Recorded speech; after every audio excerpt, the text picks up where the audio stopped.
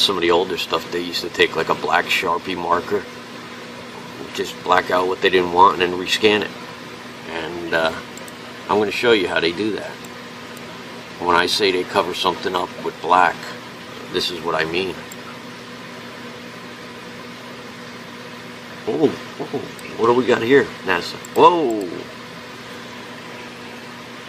There's numerous photos that they do this in. Numerous. I can't even count them. You know, look at some of this stuff. But this is what's going on. This is what NASA's doing. And then they release this stuff to the public.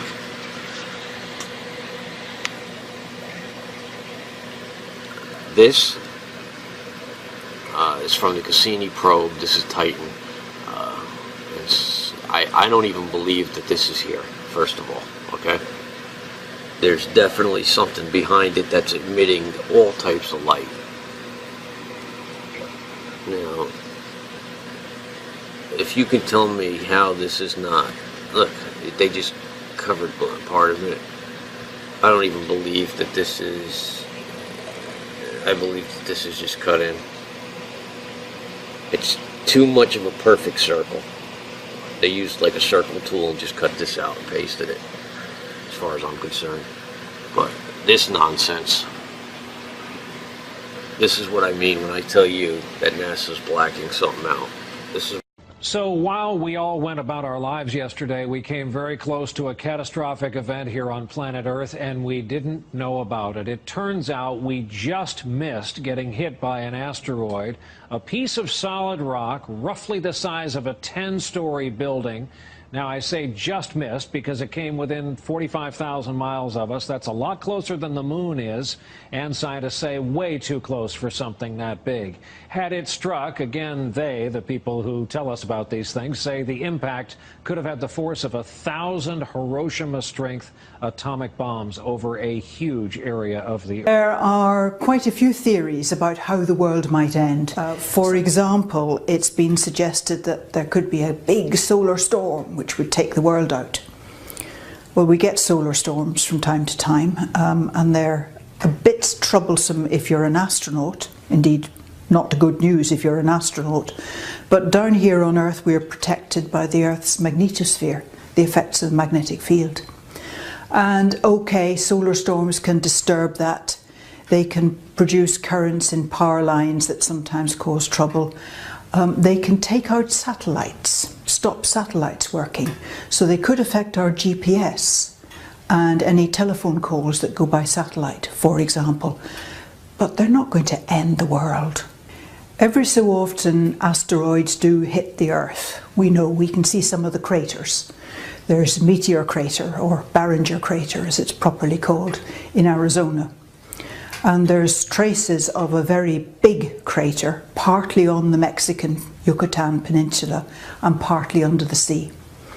That big crater was the result of an impact about 65 million years ago, and it's thought that's what caused the extinction of the dinosaurs and many other things. So a big thing like that could cause us some problems. Broadly speaking, what happens is when something big like that impacts, it not only makes a crater, it kicks up a whole lot of dust into the atmosphere. And the atmosphere cuts out the sunlight, and that stops crops growing and foods fail and there's starvation and so on. So that is something we need to look out for, and we are looking out for. There's an array of telescopes all around the world monitoring the sky night after night, actually monitoring about 1,000 potentially hazardous objects, things that might come and hit the Earth one day. As they monitor them, they discover that the vast majority of them won't, that as they get the orbit more accurately, they see it'll miss the Earth. But if there was something coming to hit the Earth, we'd get 2 or 3 years' notice. And even with today's technology, we could divert it so that it didn't impact the Earth. And there's research going on all the time which will improve that technology so that it gets easier to divert an incoming asteroid. We've got no knowledge of any big asteroid coming to hit us. Some of the techniques they use to deflect an asteroid, one of them is to paint it white all over. which means it reflects sunlight very well. And the sunlight bouncing off the asteroid will push it sideways. From Plato's Republic was the idea that population should be controlled and unwanted life should be disposed of like trash. In other words, that some were worthy of life and others weren't. This is a concept that comes through in Darwin's ideas about survival of the fittest. If we are evolving towards individual perfection by natural means, that would mean that collectively we are in fact evolving towards a utopian society of perfect men and women. However, in that case, those with perceived poor genetic material would be slowing that collective evolution, and so the whole process could be accelerated by getting rid of those who are not made of the right stuff. The end goal of a utopian society of purebred humans would justify the means of getting rid of the lesser ones. Remember that the full title of Origin of Species was On the Origin of Species by Means of Natural Selection or the Preservation of Favoured Races in the Struggle for Life. One of the major influences on Darwin was a man called Thomas Malthus, who received the blessings of French deist Jean-Jacques Rousseau and famous Scottish philosopher David Hume. Incidentally, David Hume has a prominent statue on Edinburgh's Royal Mile, and if you look at the back of it, you will see this sun god symbol. Now, Thomas Malthus authored a document called The Essay on the Principle of Population, where he concluded that, amongst other things, society should adopt policies that prevent the human population from growing disproportionately larger than the food supply. Malthus, again finding a root in Plato's Republic, proposed genocide to make sure this didn't happen. Specifically, he thought to target the poor. He says, "Instead of recommending cleanliness to the poor, we should encourage contrary habits. In our towns we should make the streets narrower, crowd more people into the houses, and court the return of the plague. In the country we should build our villages near stagnant pools, and particularly encourage settlement in all marshy and unwholesome situations. But above all, we should reprobate specific remedies for ravaging diseases, and those benevolent but much mistaken men who have thought they were doing a service to mankind by projecting schemes for the total extirpation of particular disorders." Malthus believed that by such methods the undesirables in society could be effectively culled. He said regarding children, "We are bound in justice and honour formally to disclaim the right of the poor to support. To this end I should propose a regulation be made declaring that no child born should ever be entitled to parish assistance. The illegitimate infant is comparatively speaking of little value to society, as others will immediately supply its place. All children beyond what would be required to keep up the population to this desired level must necessarily perish, unless room be made for them by the deaths of grown persons." The logic behind the idea that those who serve society least should be destroyed was echoed under Darwinism in the survival of the fittest. The individual is lost in the collective. Again, the end of a utopian society justifies the means of killing the poor and the weak. This naturally leads to another idea put forward by Plato, that people who are perceived to have pure genetic materials should be encouraged to breed amongst themselves to produce a race of supermen fit for ruling over the masses. This selective breeding is called eugenics. Eugenics actually found its Enlightenment era origin in Charles Darwin's cousin, Sir Francis Galton. Galton regurgitated the thoughts of Plato in his work, Hereditary Genius, which was basically a racist tirade advocating a system of selective breeding for purposes of providing more suitable races or strains of blood a better chance of prevailing over the less suitable. In other words, trying to artificially speed the upward course that evolutionists thought we were naturally already on. In truth, selective breeding had been practiced for some time amongst the elite. Inbreeding was commonplace amongst the ruling class to protect the genetic purity of their future stock. Galton merely took this idea and popularized it as a legitimate science. This very same tradition was in fact practiced by Charles Darwin himself in the hopes of maintaining a genetic superiority in his own bloodline. Darwin married the youngest granddaughter of his maternal father. Researcher Ian Taylor reveals the outcome of this project. Darwin's idea of inbreeding to produce superior stock can be seen to be a complete disaster in the case of his own 10 children. Of the 10, one girl, Mary, died shortly after birth. Another girl, Anne, died at the age of 10 years. His eldest daughter, Henrietta, had a serious and prolonged breakdown at 15 in 1859. 3 of his 6 sons suffered such frequent illness that Darwin regarded them as semi-invalids, while his last son, Charles Jr., was born mentally retarded and died in 1858, 19 months after his birth. Science has shown that inbreeding actually leads to speedier destruction of the genetic code rather than evolution because of something called biological mutations, which is why so-called purebred dogs are in fact more prone to health problems than mixes. The errors in their genetic code multiply as they are bred amongst themselves over long periods. But where true science fails, the religion of scientism continues stubbornly on. If they had followed God's wisdom in Leviticus 18, they would have heeded the warning not to commit incest, and they would have been all the better for it. In their own human wisdom, however, they persisted and reaped the consequences. The idea of eugenics continued to be promoted in the scientific community for a long time afterwards. At the turn of the 20th century, in 1901, the Statistics Department of London's University College became the headquarters for the Eugenics Education Society. Motivated by Galton's vision of a future utopia, ruled by a genetically engineered pure elite, the Eugenics Society grew into a successful political movement and would eventually inspire Hitler's Holocaust against the Jews.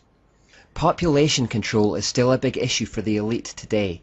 As recently as May 24, 2009, The Times reported of a secret meeting of billionaires held in New York City, including the likes of Bill Gates and Oprah Winfrey, where the #1 issue on the agenda was how to cap the global.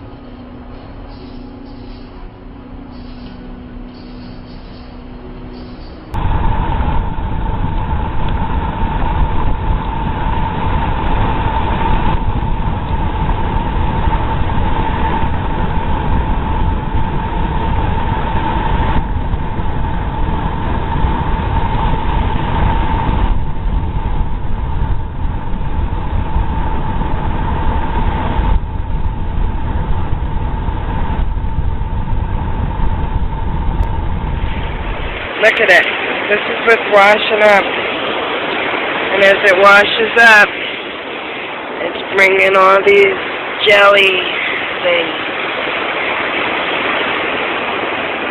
What is that?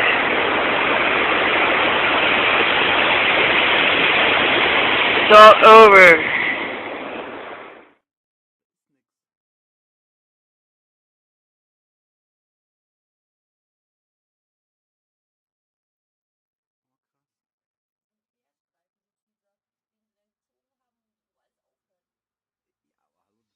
State warns on EMP. There's no help coming. Oh, this was interesting. Washington. Arizona Governor Jan Brewer has signed legislation to require the state's Department of Emergency and Military Affairs to prepare materials outlining what citizens need to know to deal with either a natural or man-made electromagnetic pulse event that could knock out the vulnerable electrical grid system over a wide geographical region. But if this isn't another red alert for you, I don't know what else to tell you. The legislation, SB 1476, was introduced by Senator David Farnsworth. It includes the type and quantity of food, water, and medical supplies that each person should stockpile in case an EMP occurs over the U.S. What? The legislation, however, doesn't require actual hardening of the grid within the state. Unreal. And, Russia sanctions, I almost read the NBA bans, Russia sanctions not tough enough yet, analysts say. Well, if they get any quote-unquote tougher, they're going to be really attacking Putin, and that's just going to make him mad. I mean, it's not doing anything. It's actually creating another financial system to fall back on when this one collapses. So, do you believe in global warming? Yes, I do. Global warming is a bad way to phrase it. Do I believe in climate change? Yes. Yeah, to an extent I do. Yes. Yes. Yes. Why do you believe global warming? Because there's scientifically valid proof that global warming exists. Because it's getting hotter and colder. Like, I've been in Georgia my whole life and we've never really seen snow the way we've seen it the past 2 years. Yeah, so. Because I think that humans have an effect on the planet that has been observed through scientific reasoning. I mean, because it's been proven, like scientific evidence shows that global warming is real. So, plenty of studies that indicate over the last 30 years what shit's going on if we're not too careful. Like, we're gonna ruin our Earth. Yeah. It's self-evident. The ice is melting. We're all doomed. We're all gonna die. Matthew, it's August the 30th, 2016, and I'm looking up at the sun, and you can see that object now by the sun. You can see the chemtrails, all the chemtrails that are going to be covering this heavenly body up there by the sun. You can see that now, can't you guys? There it is. There's the heavenly object. This is what they're hiding, guys, up there in the sky. 100% proof now, guys. Can you see that, guys? 100% proof. There's an object up there that's been hidden by the chemtrails. You see that, guys?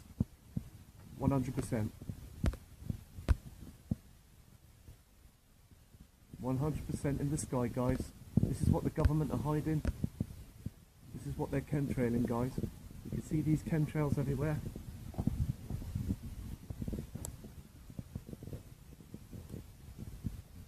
This is what they're hiding. There's the heavenly object, guys.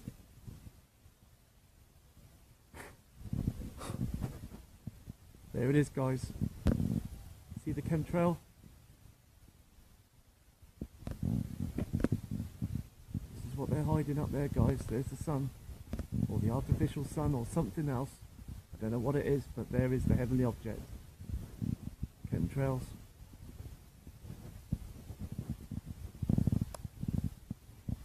There it is, guys.